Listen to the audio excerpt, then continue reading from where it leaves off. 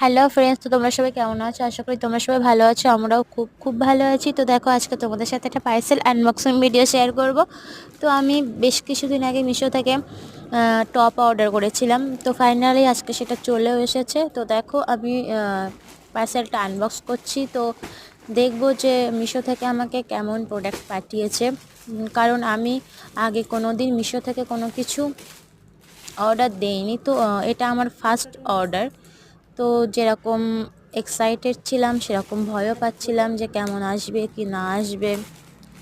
তো দেখো, আমি একটা ওপেন করে দেখাচ্ছি যে কেমন এসেছে।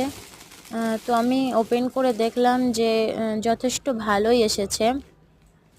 যথেষ্ট ভালো, খুব সুন্দরই এসেছে।